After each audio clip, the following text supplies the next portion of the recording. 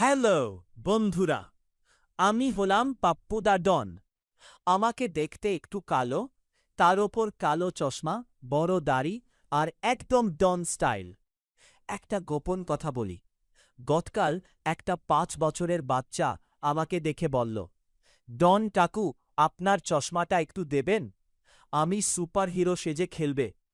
আমি ভাবলাম আমাকে দেখতে কেউ ভয় পাবে, আর সে কিনা আমার চশমায় চেয়ে। আর জানো, আমার গোপ দেখে সবাই ভাবে আমি খুব রাগী, কিন্তু আমি রাগ করতে গেলেই হাঁচি চলে আসে, হ্যাচু। তাই সবাই এখন আমাকে ডন না বলে হাঁচি ডন বলে ডাকে। তাই বন্ধুরা, কাউকে শুধু চেহারা দেখে বিচার করো না। অনেক সময় সবচেয়ে ভয়ঙ্কর দেখতে মানুষটাই সবচেয়ে মজার হয়। আচ্ছা, আজ তাহলে আমি চললাম। আবার নতুন গল্প নিয়ে দেখা হবে।